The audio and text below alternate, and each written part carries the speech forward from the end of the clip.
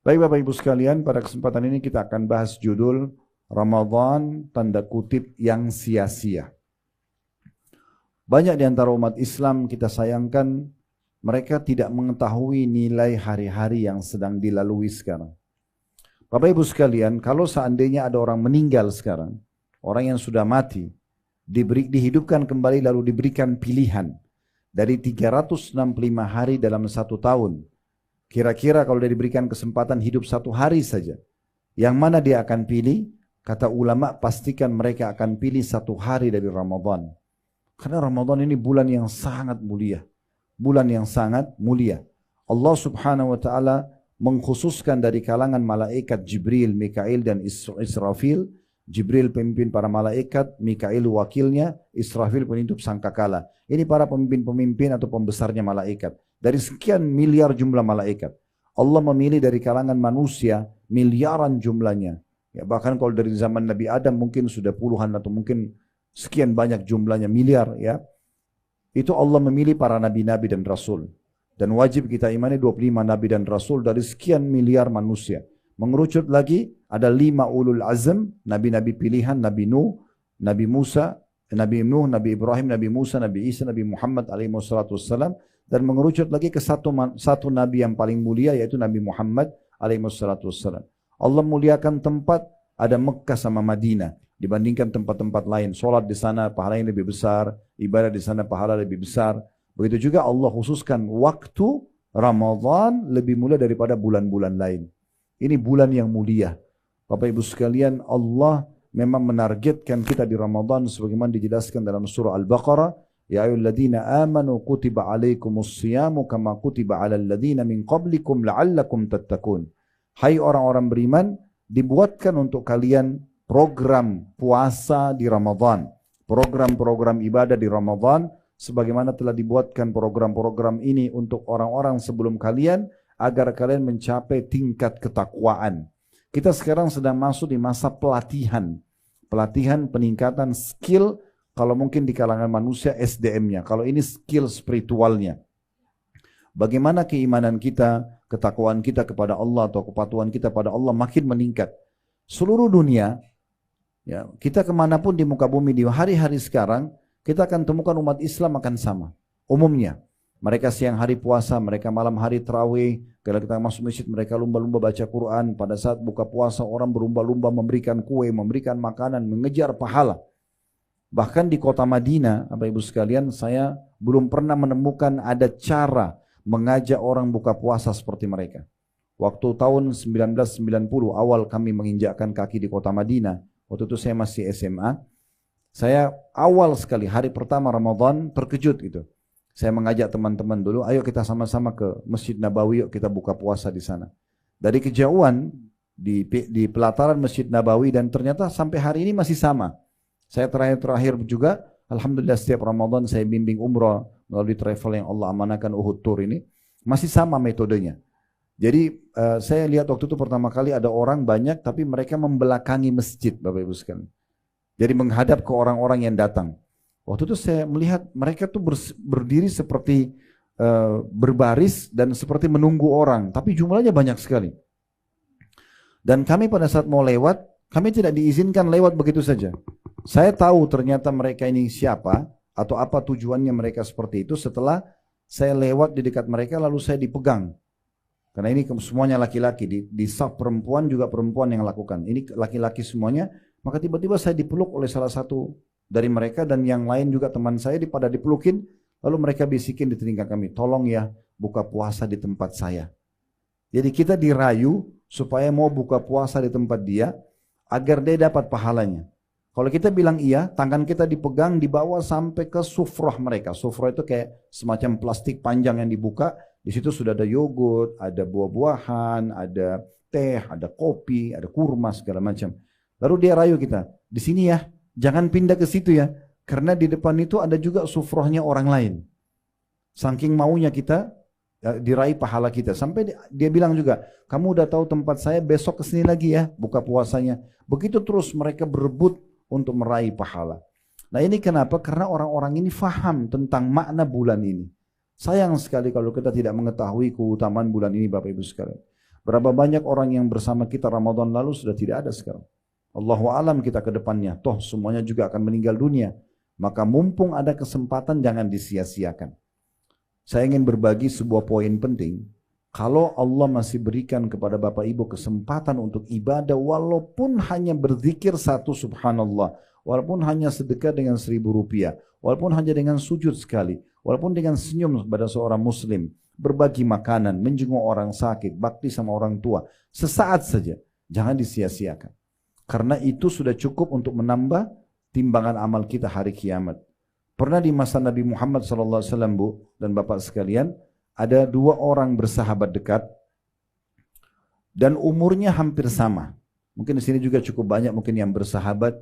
Ya, dia 2 orang ini bersahabat dekat, tapi subhanallah yang satu meninggal mati syahid di medan perang. Kemudian sepekan setelah itu meninggal temannya yang sahabatnya ini, tapi bukan mati syahid, bukan di medan perang. Mati di atas ranjang, mati biasa, ajalnya datang.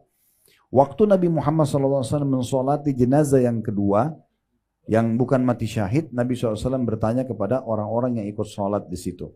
Kira-kira menurut kalian bagaimana kedudukannya orang ini?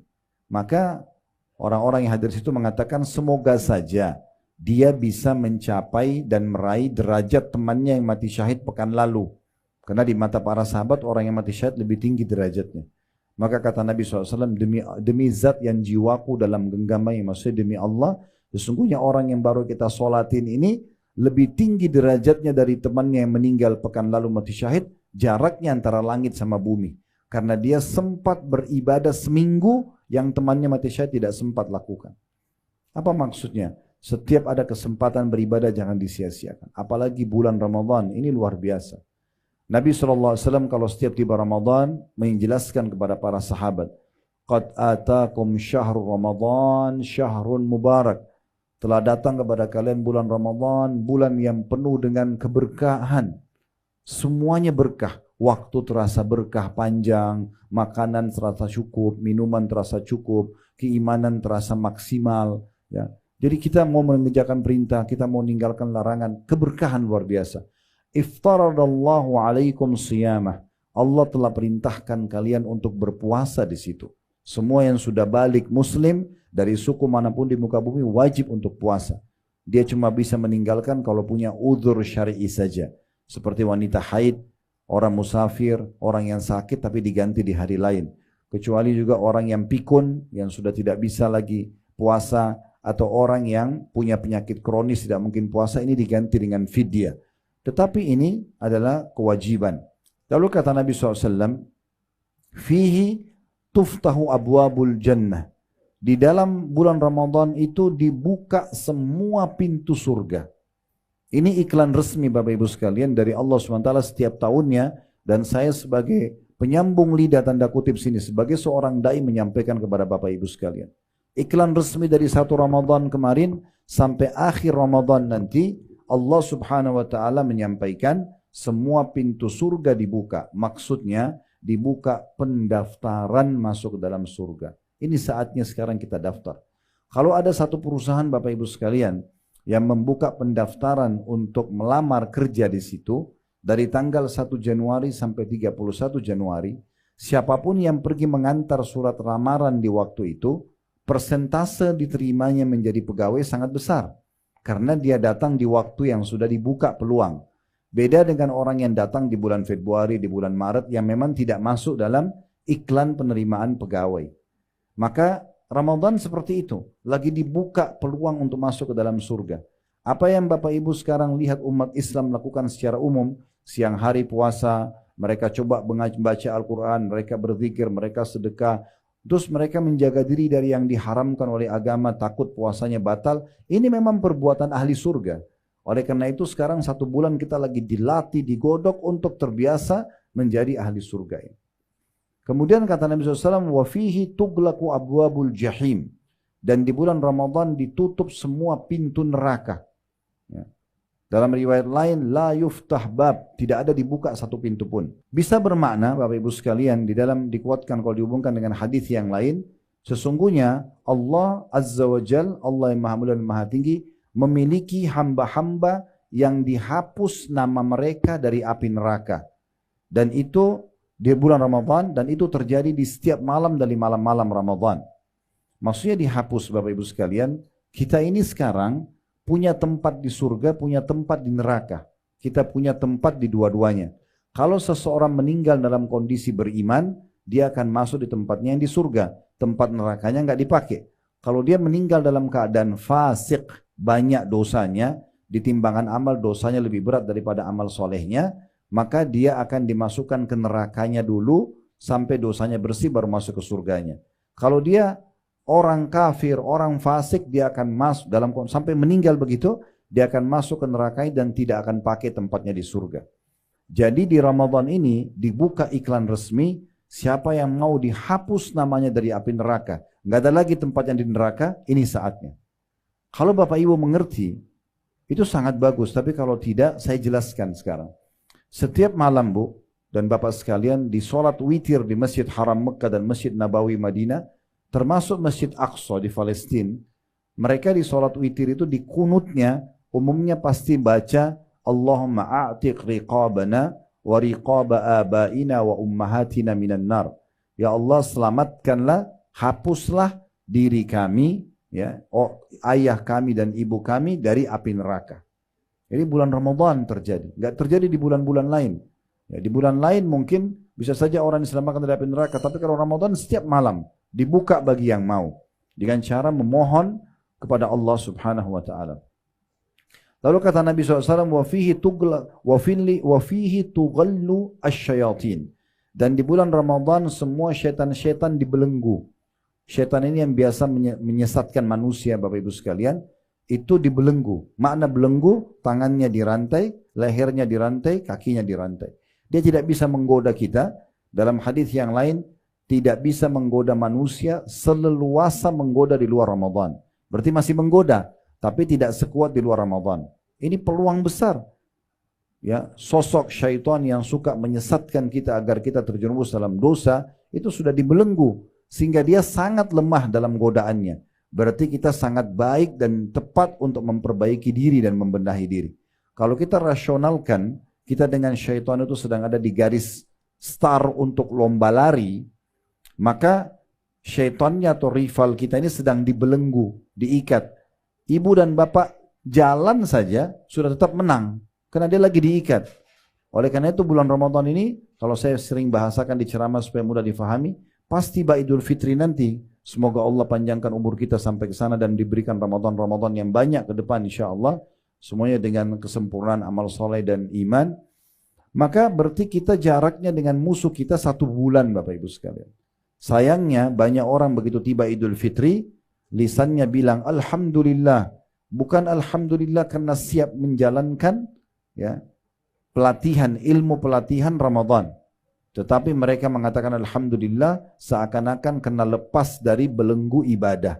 Ya, penjara ibadah. Alhamdulillah tidak lagi puasa, tidak lagi sholat malam, tidak lagi baca Quran, tidak lagi tutup aurat. Ya, saya sudah boleh buat dosa. Ini seperti orang yang sudah sampai di garis start, tinggal beberapa langkah saja dia masuk ke surga. Syaitan sudah jauh 1 bulan jaraknya, tapi dia menunggu di garis start, syaitannya datang mendekat kemudian menguasai dia kembali. Ini sangat sayang sekali. Lalu kata Nabi SAW penutupan hadisnya, fihi lailatun khairum min alfi syahr. Di dalamnya ada malam lebih baik daripada 1000 bulan. Tidak asing malam Lailatul Qadar, malam kemuliaan namanya. Tapi malam ini hanya ada di Ramadan. Dan kata Nabi SAW, taharraw Lailatul Qadar fi ashr awakhir min Ramadan. Kejar Lailatul Qadar itu di malam-malam ganjil di 10 terakhir Ramadan. Malam 21, malam 23, 25, 27, 29.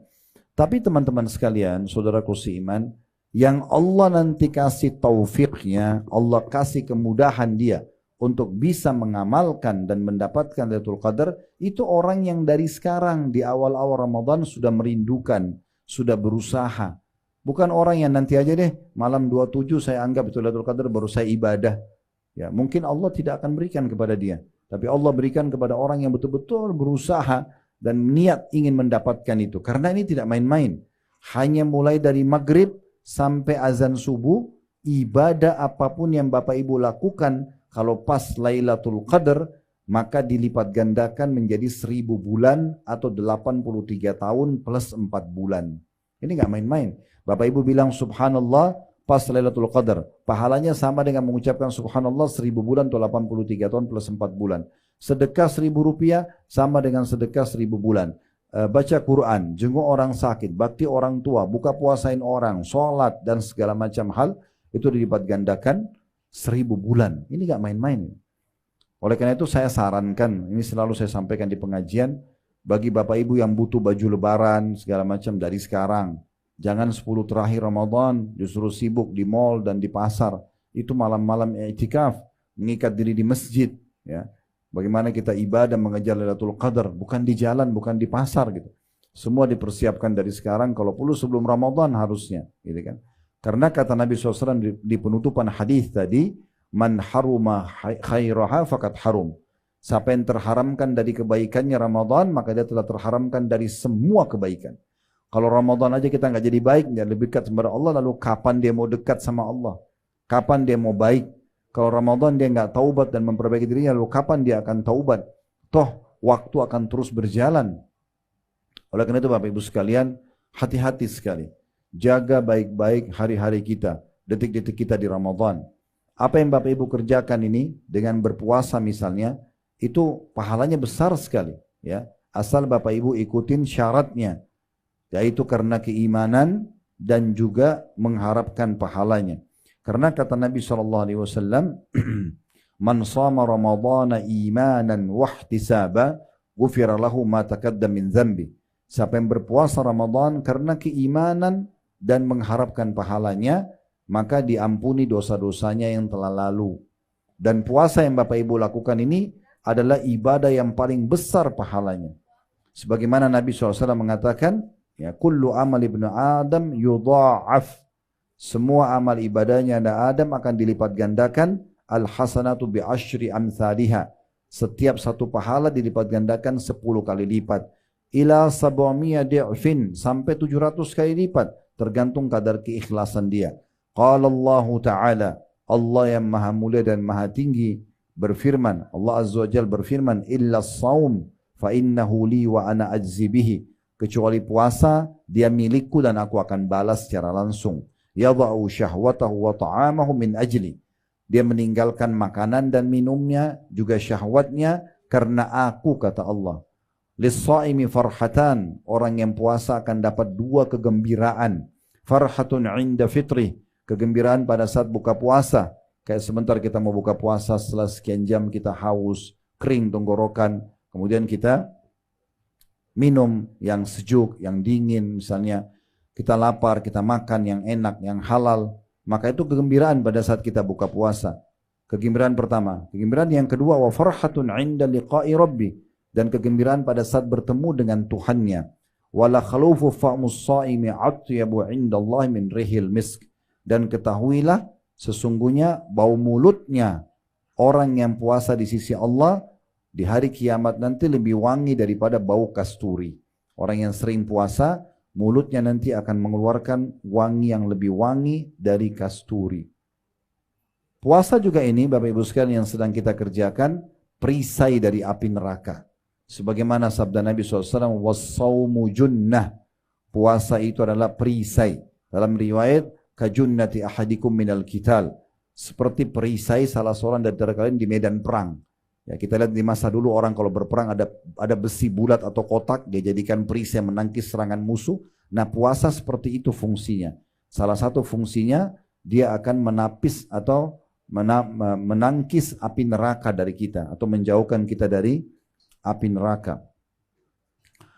Juga teman-teman sekalian yang perlu digarisbawahi tentang masalah puasa itu sendiri. Orang yang puasa ini akan mendapatkan satu kem istana di surga nanti. Pintu gerbangnya namanya Rayyan. Namanya Rayyan. Orang yang masuk hanya orang yang puasa. Begitu masuk ke dalam nanti akan ada istana-istana yang sangat mewah. Masing-masing akan diberikan kepada dia dari Allah Subhanahu wa taala. Sebagaimana sabda Nabi SAW, "Inna fil jannati baban yuqalu lahu Rayyan." Di surga itu ada pintu khusus gerbang yang bagus, yang mewah, namanya Ar-Rayyan. Yadkhulu minhu as-sha'imuna yaumal qiyamah. Orang-orang yang puasa akan masuk di situ nanti pada hari kiamat.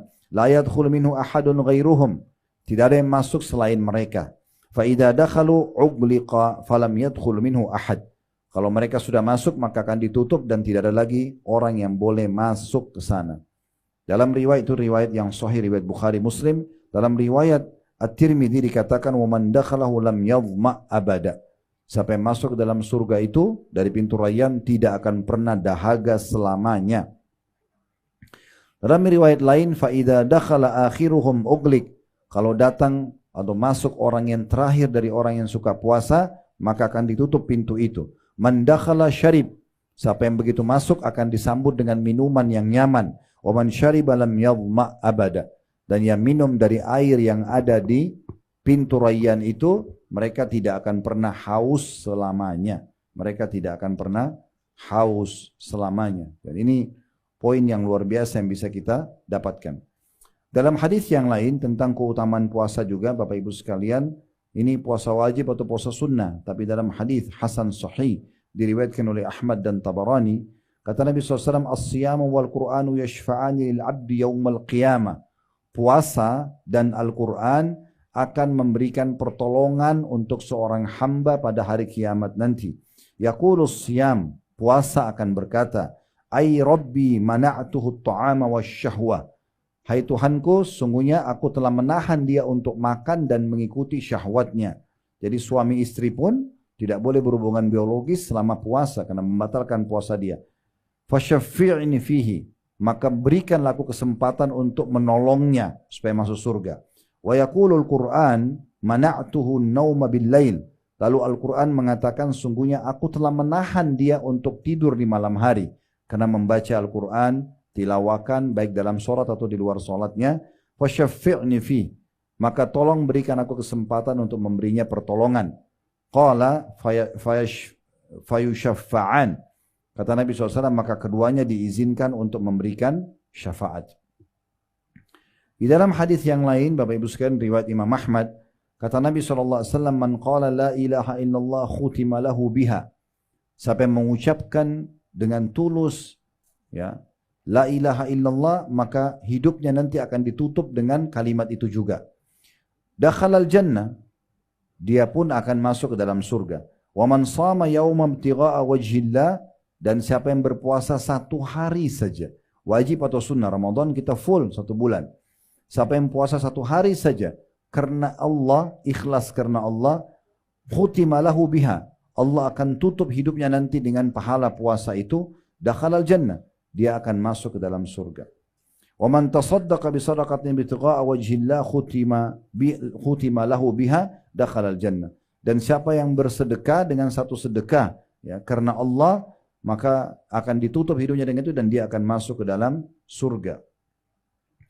Kemudian dalam lafaz lain riwayat Al-Asbahani, lafaznya ya Hudzaifah. Kata Nabi SAW kepada sahabatnya bernama Hudzaifah, wahai Hudzaifah, man khutima lahu bisiyamin yaumin. Siapa yang sempat ditutup hidupnya nanti meninggal dengan puasa 1 hari saja, yuridu bihi wajh Allah azza wajal, dia mengharapkan wajah Allah yang maha tinggi dan maha mulia, adkhalahullahul jannah, dia pasti akan masuk ke dalam surga. Puasa ini kata Nabi SAW juga kepada seorang sahabat, ya, Abu Umamah berkata kepada seorang tabi'in, Abu Umamah berkata, qultu ya Rasulullah, saya berkata wahai utusan Allah, murni bi'amal, perintahkan aku agar mengerjakan satu amal yang aku bisa banyak panen pahala, bisa bersin dosa-dosa. Qala alaika bis-saum. Kata Nabi SAW, puasa. Ya. Fa innahu la idla lahu. Karena tidak ada saingannya. Tidak ada saingannya. Bapak Ibu puasa ini sekarang, ikhlaskan karena Allah. Kalau Bapak Ibu puasa ikhlas karena Allah, 1 harinya saja, perhatikan dalam hadis sahih, ya, diriwayatkan oleh Tabarani, kata Nabi SAW, man shama yawman fi sabilillah.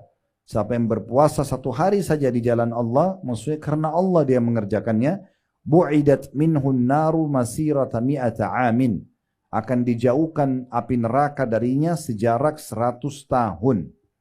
100 tahun ini keutamaan yang luar biasa yang bisa didapatkan juga dari orang yang sedang berpuasa. Begitu juga teman-teman sekalian, ya, dalam hadis yang lain, hadis riwayat At-Tabarani dan ini hadis hasan li ghairihi, kata Nabi SAW, man shama yauman fi sabilillah, siapa yang berpuasa satu hari saja di jalan Allah, ja'alallahu bainahu wa bainan nari khandaqan kama bainas sama'i wal ard. Allah akan jadikan antara dia sama neraka sebuah parit atau lembah yang besar antara dia sama neraka seperti jaraknya antara langit dan bumi. Jadi artinya dia akan selamat dari api neraka. Itu luar biasa yang bisa didapatkan. Nah, kita perlu teman-teman sekalian juga menambah selain puasa dengan sholat malam. Ya, tarawih yang kita tahu itu terjemahannya atau artinya santai, Bapak Ibu sekalian. Kenapa dikatakan santai? Karena kita bisa kerjakan sholat malam setelah sholat ba'diyah isya langsung. Selain Ramadan kita kerjakan bukan di waktu itu. Makanya tarawih, qiyam Ramadan, qiyamul lail, tahajud sama. Ini sama. Ya, jadi ibu dan bapak kalau kerjakan tarawih berarti sama sudah tahajud. Cuma bedanya di Ramadan Allah ingin kita lebih mudah mengerjakannya. Makanya dianjurkan dikerjakan setelah sholat ba'diyah isya.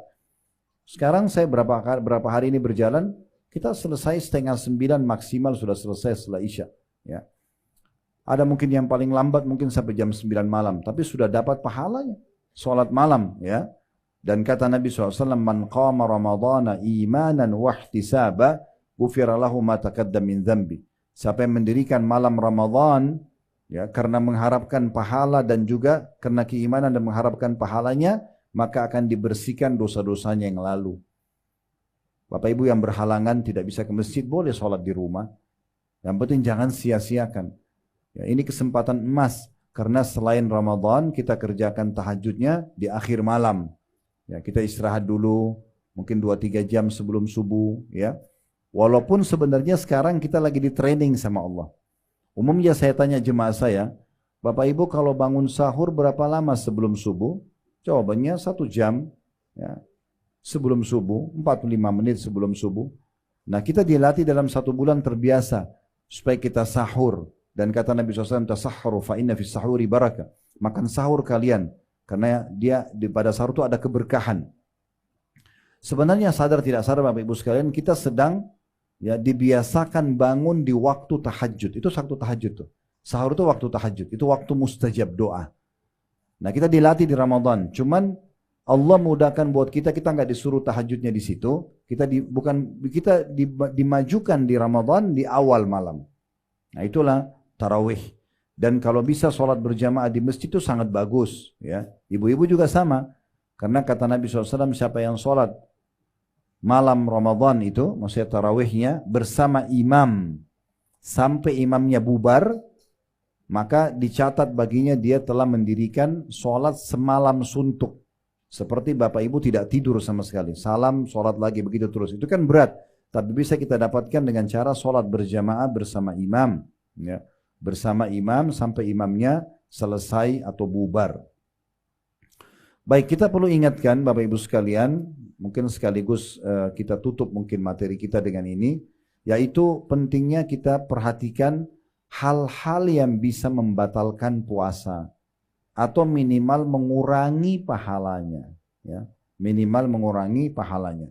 Kalau yang membatalkan itu, ya, kalau suami istri hubungan biologis di siang hari Ramadan, dan ini perlu diketahui, ya, kalau ada yang melakukannya maka puasanya batal, dia wajib taubat nasuha, plus dia harus kena kafarah, denda.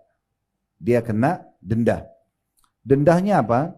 Kalau dia bisa bebasin budak, bebasin budak. Tapi di masa kita sekarang tidak ada perbudakan. Kemudian yang kedua, kalau tidak ada budak tadi, maka dia berpuasa 2 bulan berturut-turut. Ini juga kalau masih berat, maka dia memberikan makan 60 orang miskin. Jadi harus faham hukumnya. Ya. Kalau malam hari, Allah berfirman dalam surah Al-Baqarah, "Uhilla lakum lailatas siyamir rafathu ila nisaikum, hunna libasun lakum wa antum libasul lahun." Pada malam hari kata Allah Ramadan, aku menghalalkan kalian untuk menggauli istri kalian, mereka pakaian kalian dan kalian adalah pakaian buat mereka. Jadi biologis boleh dari mulai maghrib sampai subuh. Setelah itu tidak boleh lagi sampai terbenam matahari selama puasa. Yang kedua, makan dan minum secara sengaja.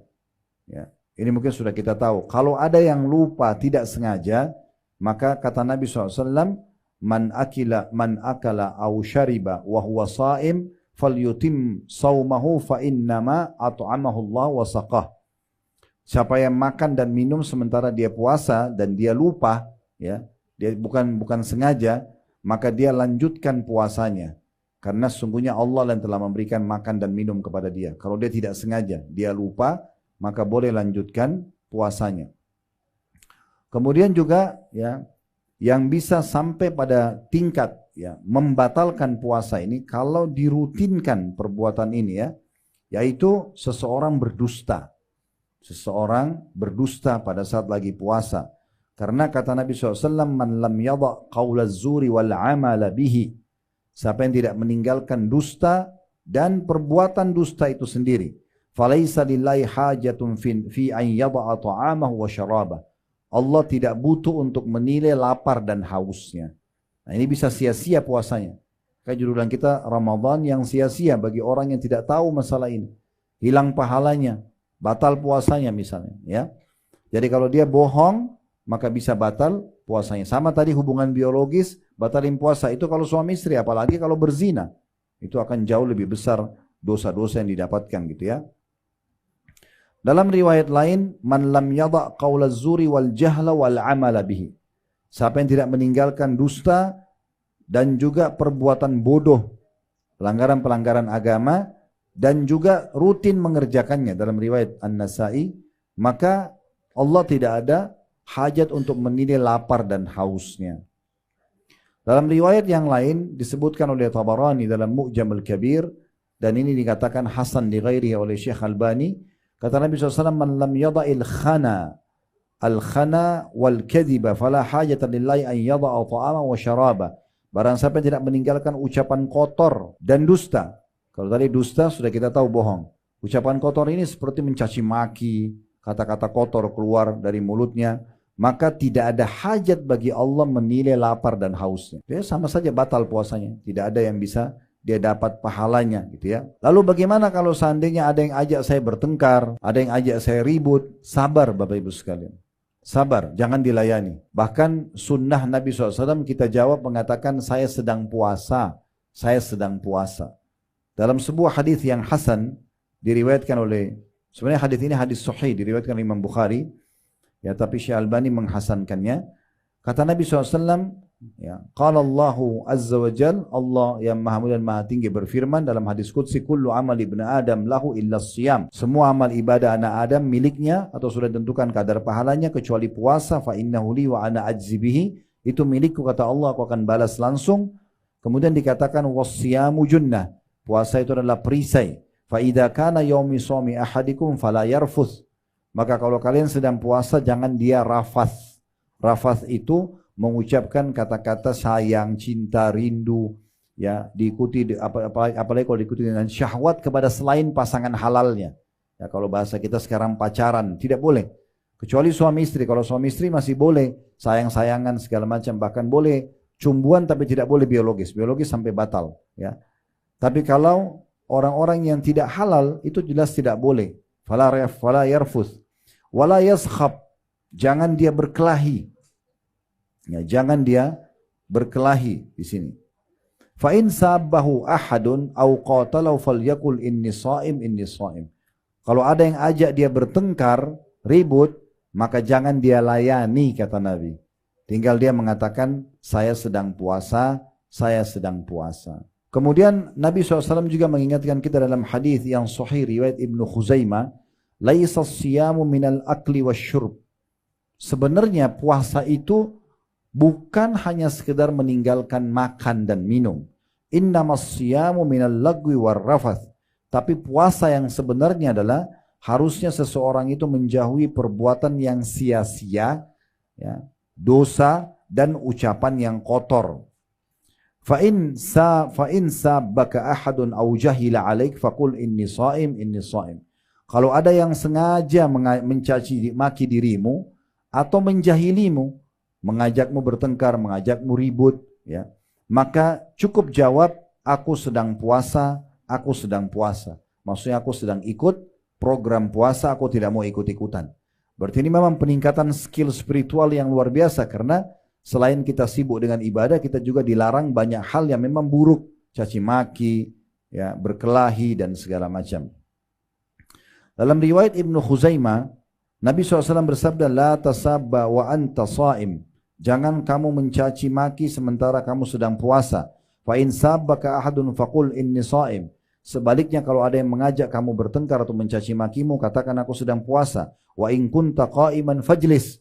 Kalau kau sedang duduk, kalau kau sedang berdiri, duduklah, supaya emosimu tidak terlampiaskan kepada orang yang sedang mengajak bertengkar. Kemudian teman-teman sekalian, Nabi SAW mengingatkan dengan sabda beliau yang luar biasa, kalau ada tetap orang bohong, ada tetap orang bercaci maki, ada tetap orang menggibah, mengadu domba, ya, kemudian pacaran tadi, atau maupun dosa-dosa besar, maka ini Nabi SAW sudah ingatkan dalam hadis yang sahih diriwayatkan oleh Ibnu Majah, rubba sa'imin laisa lahu min siyamihi illa al-ju'. Berapa banyak orang-orang yang dia tidak dapatkan dari puasanya kecuali rasa lapar. Wa rubba qa'imin laisa lahu min qiyami illa as-sahar. Dan berapa banyak orang yang orang yang mendirikan malam, ya, tapi tidak dapat kecuali begadangnya saja. Kenapa? Karena diisi dengan dosa-dosa dan pelanggaran. Dalam riwayat lain dengan sanad hasan sahih itu disebutkan, rubba sha'imin hadduhu min siyamihi al-ju'i wal 'atash. Berapa banyak orang yang puasa yang dia dapatkan hanya lapar dan haus saja. Rubba qa'imin hadduhu min qiyamihi as-sahar. Dan berapa banyak orang yang mendirikan malam, sholat malam tarawih atau sholat tahajudnya, tapi tidak mendapatkan kecuali begadang saja. Kenapa? Karena diisi dengan dosa-dosa di situ. Diisi dengan dosa-dosa, tidak meninggalkan perbuatan dosa. Jadi dia rugi sekali. Termasuk harus diperhatikan Bapak Ibu sekalian, perbanyak pahala kita dengan amal-amal yang lain yang dikhususkan di Ramadan seperti umroh. Ya, umroh ini dianjurkan dikerjakan sepanjang tahun. Tetapi kalau Bapak Ibu tidak punya kemampuan kecuali umroh satu kali seumur hidup atau satu kali setahun, coba pilih Ramadan. Karena Ramadan ini punya kekhususan sendiri. Kata Nabi SAW, umratu fi Ramadan ta'dilu hujjatan ma'i. Umrah di bulan Ramadan sama pahalanya dengan haji bersamaku. Jadi biaya umrah, waktu yang dihabiskan waktu umrah sekitar mungkin 4-5 jam. Ramadan mungkin bisa sampai 5-6 jam selesai umrahnya. Tapi pahalanya adalah pahala haji. Plus bersama Nabi SAW. Haji saya sudah besar pahalanya. Kalau bersama Nabi lebih besar lagi pahalanya. Jadi haji itu kita tahu dari tanggal 8 Zulhijjah sampai 13 Zulhijjah. 6 hari. Tapi kita bisa dapatkan hanya dengan melaksanakan ibadah umrah di Ramadan. Dan saya tetap sarankan bagi Bapak Ibu yang Allah berikan rezeki lebih, selalu ya sedekah buat orang tua kita yang sudah meninggal, kakak kita yang sudah meninggal. Dan termasuk sedekah yang juga bagus adalah membadalkan mereka umrah atau haji. Serahkan kepada teman-teman travel yang ada badalnya, atau kalau ada kenalan kerabat yang tinggal di Mekah atau di Saudi, mereka bisa laksanakan di sana. Kalau kami biasanya kami titipkan ke teman-teman mahasiswa, dibayarkan ke teman mahasiswa, tinggal kasih namanya, kemudian dikerjakan ibadah umroh. Nah, umroh Ramadan untuk orang tua kita yang sudah meninggal dapat pahala haji. Kita niatkan juga kita ingin bakti sama orang tua. Sudah dapat pahala sedekah, dapat pahala umroh Ramadan, dapat juga pahala bakti sama orang tua, besar sekali pahalanya. Bahkan kalau perlu buatkan program haji, ya. Tahunan, setiap tahun hajikan orang tua kita yang sudah meninggal. Begitu juga Bapak Ibu sekalian dengan sedekah. Secara umum di Ramadan, sedekah yang Bapak Ibu keluarkan adalah sedekah yang paling afdal. Kalau mau sedekah yang paling besar pahalanya ya di Ramadan ini. Apa saja bentuknya? Mau kasih sembako, mau kasih buka puasa orang, mau beli baju, apalah, bayarin listriknya pesantren, masjid, apa saja ya yang kita sedekahkan. Kata Nabi SAW, afdalus sadaqatu sadaqatu fi Ramadan. Sedekah yang paling afdal yang dikeluarkan di bulan Ramadan. Dan Nabi SAW dermawan sekali. Tapi beliau lebih dermawan lagi di Ramadan. Sebagaimana dikatakan dalam sebuah hadis bahwasanya kana Nabi SAW ajwadun nas. Nabi SAW adalah orang yang paling dermawan, suka sekali berbagi. Wa kana ajwadu ma yakunu fi Ramadan. Dan yang paling dermawan lagi Nabi itu di bulan Ramadan. Di bulan Ramadan. Jadi memang lebih banyak bersedekah. Juga perbanyak membaca Al-Quran Bapak Ibu sekalian. Bagi Anda yang belum bisa baca dengan benar, saatnya sekarang belajar untuk benar. Tahsinnya, mempelajari huruf hijaiyah dengan lafaz-lafaz yang benar. Panggil guru, ustazah, kalau ibu-ibu sekalian, bapak-bapak panggil ustadznya, atau siapa guru ngaji bisa datang ke rumah, atau online. Belajar, ini saatnya. Al-Quran, Ramadan adalah bulan Al-Quran. Imam Syafi'i rahimahullah membaca Al-Quran dan mengkhatamnya di Ramadan 60 kali Bapak Ibu sekalian. 60 kali. Berarti satu hari 2 kali khatam Al-Quran. Itu luar biasa. Kalau Bapak Ibu mau saya berbagi beberapa tips yang mudah untuk khatam Quran, Bapak Ibu pakai baca dalam sholatnya. Ya. Fatwa Syekh Utsaimin rahimahullah, waktu ditanya, boleh enggak sholat malam atau sholat sambil pegang Al-Quran? Baca. Misalnya ibu dan bapak sholat tahajud atau sholat duha, ya, sholat sunnah, pegang Quran. Kalau kita pegang handphone ada aplikasi Al-Quran, boleh nggak? Boleh mengatakan boleh, karena dasarnya sholat itu disyariatkan di dalamnya untuk baca Al-Quran. Berarti kan kita, misalnya bapak ibu sholat duha 4 rakaat, 1 rakaat bapak ibu baca 5 ayat misalnya. Berarti kan 4 rakaat sudah baca 20 ayat, kan begitu. Belum sholat qobliyah, sholat ba'diyah dan seterusnya, ini banyak sekali, sholat wudu kan bisa kita baca. Selain daripada itu juga bisa dilowongin habis sholat wajib, ya.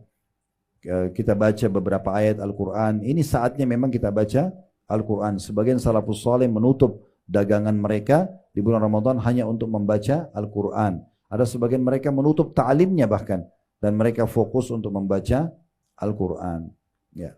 Kemudian yang terakhir Bapak Ibu sekalian adalah jangan lupa nanti mempersiapkan zakat fitrahnya. Zakat fitrah dikeluarkan dari makanan pokok kita. Makanan pokok kita. Ya, misalnya kalau kita di Indonesia ini beras misalnya. Dan setahu saya MUI juga sudah mengeluarkan fatwa. Itu kalau tidak salah 2,5 kilo beras atau 3,5 liter per orang. Jadi berapa jumlah keluarga kita di rumah, termasuk pembantu, kalau punya pembantu di rumah, punya supir, itu juga dikeluarkan zakat fitrah buat mereka, ya. Nabi SAW mengatakan dalam sebuah hadis hasan diriwayatkan Abu Dawud dan Ibnu Majah, ya, Ibnu Abbas berkata radhiyallahu anhu, farada Rasulullah sallallahu alaihi wasallam shadaqatul fitri tuhratun lis-shaimi minal lagwi war rafathi wa tu'matun lil masakin. Rasulullah SAW telah mewajibkan untuk mengeluarkan zakat fitrah sebagai pensucian orang yang melalui puasa Ramadan selama sebulan penuh dari hal yang sia-sia, dari tutur kata yang keliru, dan juga sekaligus untuk memberikan makanan kepada orang-orang miskin. Faman addaha qabla sholati fahiya zakatan maqbulah. Siapa yang keluarkan sebelum pelaksanaan sholat Idul Fitri, maka dia adalah zakat yang diterima. Waman addaha ba'da sholati fahiya sadaqatun minas sadaqah. Dan siapa yang keluarkan setelah sholat Id, berarti dia dihitung seperti sedekah umumnya. Berikan beras yang biasa kita makan di rumah. Kualitasnya harusnya sama. Tinggal dikali 2,5 kilo kali sekian jumlah anggota keluarga kita. Dan ini tujuannya nanti di akhir Ramadan untuk mensucikan diri kita.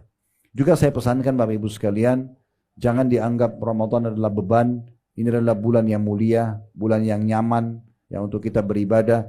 Justru di masa kita sekarang ini sudah banyak program-program orang yang mau diet dengan berpuasa sekian belas jam. Allah sudah buatkan kita program ini. Tinggal bisa kita kontrol diri kita. Jangan jadikan buka puasa dan sahur ajang balas dendam. Karena sudah sekian jam tidak makan dan minum. Mubazir, dibuang makanan. Kadang-kadang dia hanya karena matanya melihat warna-warni makanan, maka semuanya mau dimakan. Nanti dibuang. Kita buka puasa dapat pahala, tapi dosa karena mubazirnya. Jangan lupa sunnah Nabi SAW, makan dan minum dengan tangan kanan.